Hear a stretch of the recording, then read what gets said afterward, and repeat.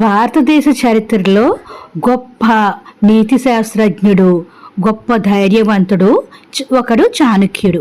ఈరోజు చాణక్యుడి గురించి తెలుసుకుందాము. ఆయన తన బుద్ధి బలంతో ఒక కొత్త సామ్రాజ్యాన్ని స్థాపించాడు. ముందుగా చాణక్యుడి గురించి తెలుసుకుందాము.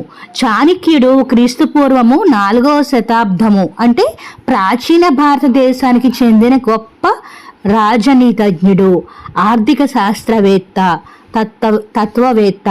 మగధ సామ్రాజ్యంలో నందవంశాన్ని అంతం చేసి చంద్రగుప్త మౌర్యుడిని చక్రవర్తిగా చేసి మౌర్య సామ్రాజ్య స్థాపనకు ప్రధాన కారకుడయ్యాడు.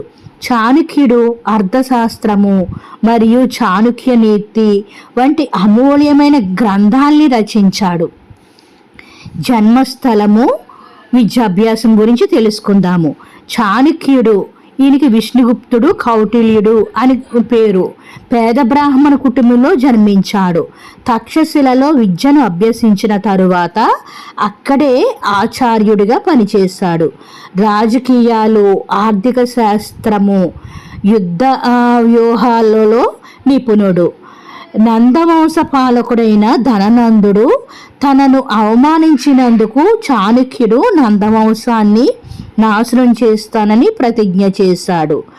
చిన్నవాడైన చంద్రగుప్త మౌర్యులలో ఉన్న రాజలక్షణాలను గుర్తించి అతనికి శిక్షణ ఇచ్చి నందవంశంపై యుద్ధానికి సిద్ధం చేశాడు. అలాగే అతను చాణక్య చంద్రగుప్తుడిగా మారాడు. చంద్రగుప్తునితో కలిసి చాణక్యుడు నంద సామ్రాజ్యాన్ని కూలదోసి భారతదేశంలోనే అత్యంత బలమైన మౌర్య సామ్రాజ్యాన్ని క్రీస్తు పూర్వం 321లో స్థాపించాడు.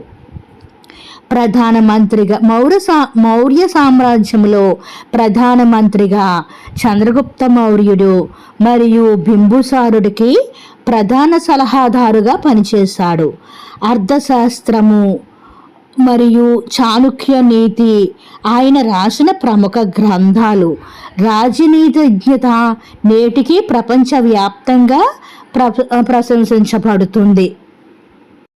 అటువంటి పరాక్రమవంతుడైన చాణక్యుణ్ణి మనందరము ఆదర్శంగా తీసుకోవాలి.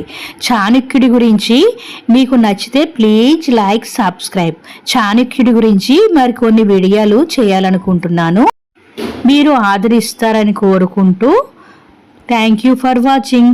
సర్వేజన సుఖినో భవంతు.